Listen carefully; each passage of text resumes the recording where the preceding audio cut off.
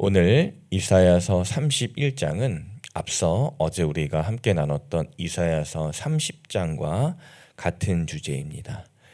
남유다를 향하여서 이스라엘을 향하여서 애굽을 경고하는 것에 경고를 하시는 하나님의 말씀입니다. 하나님께서는 백성들에게 말씀하십니다.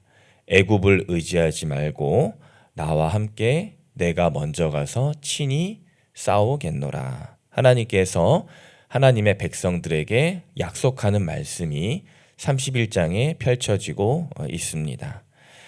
그리고 아수르의 몰락, 아수르의 멸망이 이 장에서 나타나고 있죠.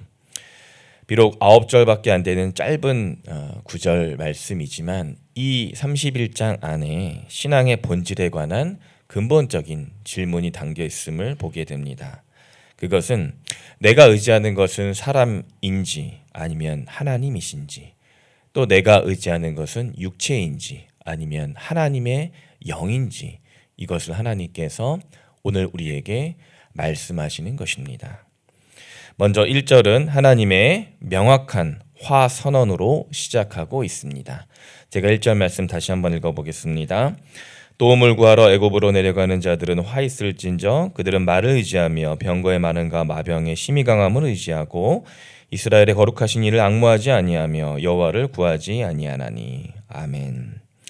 당시 애굽은 세상에서 병거 전술로 꽤나 유명했던 부대를 이끌고 있었습니다. 이스라엘은 남유다는 자신들이 다급했기 때문에 애굽의 병거를 의지할 수밖에 없는, 저 병거를 갖다 쓰면 우리가 아수르를 막을 수 있을 것 같다라는 어리석은 생각을 하나님 앞에서 하고 있었습니다. 그런데 하나님은 이스라엘의 그 의지, 그 생각을 화의 근거로, 화의 발단으로 삼으시죠.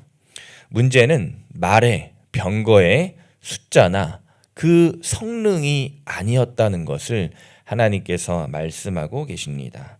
하나님을 앙망하지 않고 하나님을 구하지 않은 상태에서 내리고 있는 이 백성들의 결정을 하나님께서는 훈계하시고 하나님께서는 그것을 내가 화로 삼겠노라 말씀하고 계시는 것입니다. 우리가 늘 중요한 결정 앞에서 하나님을 의지하고 있는지, 또는 애굽의 병거 또 병마를 의지하고 있는지 하나님께서는 오늘 우리에게도 동일하게 말씀하고 계시는 것입니다. 2절에 보면 하나님은 하나님께서도 지혜로우시다라고 말씀을 하시면서 이렇게 말씀하시죠. 그도 지혜로우신즉 재앙을 내리실 것이라. 아멘. 인간의 지혜로운 외교 전략처럼 하나님께서도 지혜를 사용하시겠다고 말씀하십니다. 하나님의 지혜는 하나님을 의지하지 않는 자들을 향한 경고와 심판과 훈계, 재앙의 말씀입니다. 때로는 가혹하게 느껴지는 것일지라도 하나님께서는 이러한 방법으로 오늘도 우리에게 지혜를 베풀고 계신다 말씀하고 계시는 것이죠.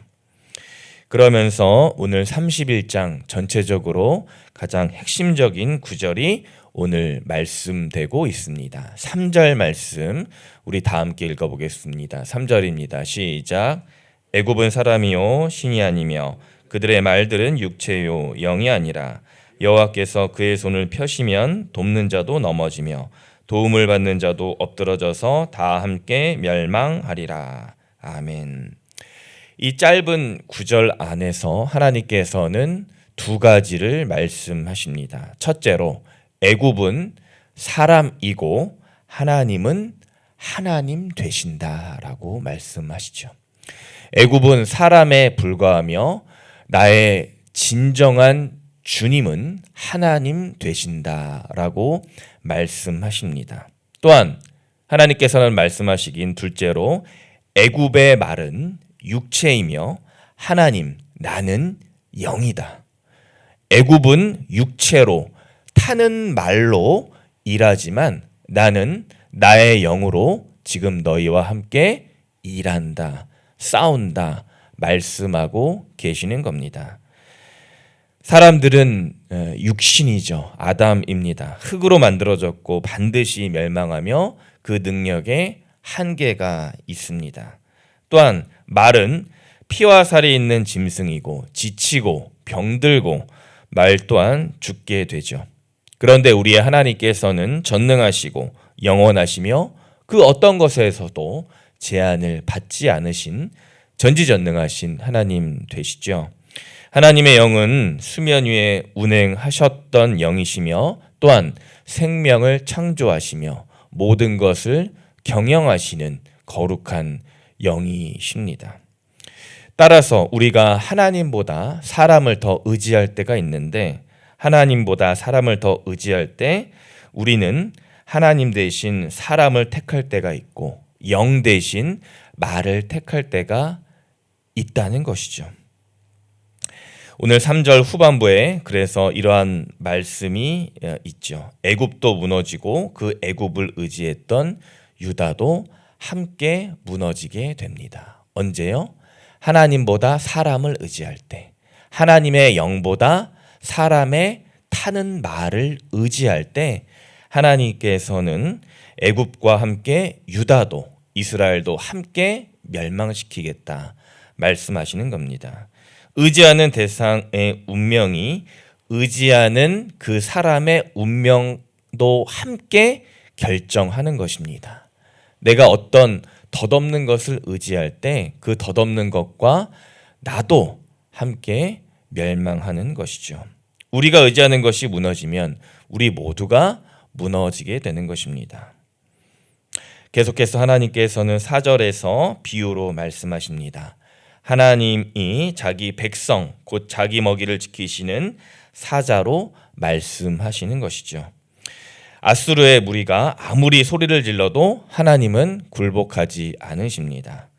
5절에서 비유의 말씀으로 하나님께서 이렇게 말씀하시죠. 5절 말씀 우리 마지막으로 한 번 더 읽어보겠습니다. 5절입니다. 시작. 새가 날개치며 그 새끼를 보호함같이 나 만군의 여호와가 예루살렘을 보호할 것이라. 그것을 호위하며 건지며 뛰어넘어 구원하리라 하셨느니라. 아멘.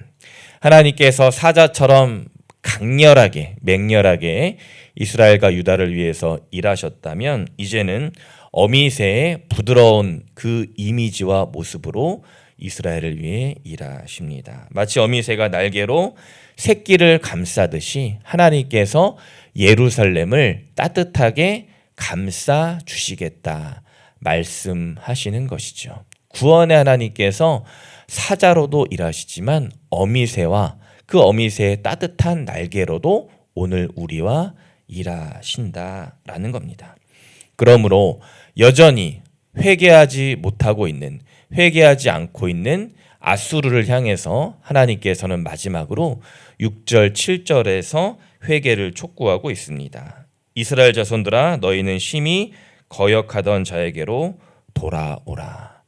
하나님께서는 신신당부하셨습니다. 이스라엘이 아수르에게 빌붙어 살지 않기를, 애굽에게 빌붙어 살지 않기를, 애굽과 아수르를 두려워하고 의지하는 것이 아니라 나 하나님에게로 돌아와서 하나님의 품 안으로 돌아와서 보호함과 인도함을 받으면서 살아가거라. 하나님께서는 마지막까지 이스라엘과 유다에게 권면하고 계시는 것입니다. 따라서 마지막 8절 9절에서 아수르의 최후가 선언되고 있습니다. 아수르를 무너뜨리는 것은 다른 세력들이 아니죠. 하나님께서 아수르를 친히 심판하시고 하나님께서 친히 아수르에게 칼을 드심으로 말미암아 아수르를 응징하시고 아수르를 무너뜨리게 되시는 겁니다. 오늘 말씀을 보면서 이러한 생각을 해보게 됩니다. 오늘 나는 내가 의지하는 것이 사람입니까? 아니면 하나님입니까? 또는 내가 의지하는 것이 사람이 타는 말입니까? 아니면 하나님의 영입니까? 오늘 3절 말씀이 그것을 우리에게 도전하고 있습니다. 그래서 애굽 말과 병거가 무너질 때 우리가 무너지는 것이 아니라 하나님의 날개로, 하나님의 보금자리로 들어가서 그 날개를 펴서 보호하시는 하나님의 날개 아래로 반드시 들어가야 하는 것입니다. 오늘도 우리를 사자처럼 지키시고 어미새처럼 감싸시는 하나님의 보호하심 아래 있는 모든 사랑하는 성도님들 되시기를 주님의 이름으로 간절히 소망합니다. 아멘. 기도하겠습니다.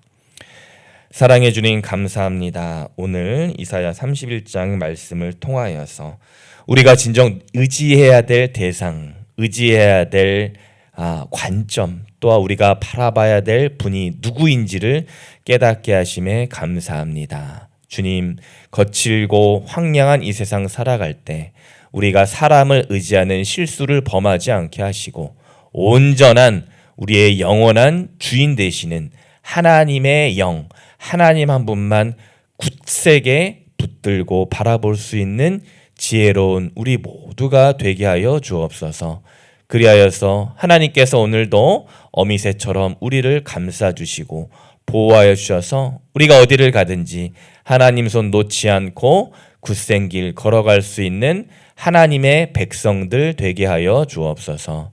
주님, 이 시간 기도합니다. 내일 주일 예배를 저희가 준비할 때 내일 드려지는 모든 예배가 주님께 연락되는, 주님께 상달되는 기쁨의 예배가 되게 하여 주옵소서. 준비하는 모든 이들이 오늘 하루 정결한 마음으로 예배 자리를 준비하게 하여 주시고 나아가게 하시며 우리의 예배가 하나님의 거룩한 예배로 드려지게 하여 주옵소서. 우리를 사랑하신 예수님의 이름으로 기도드립니다. 아멘.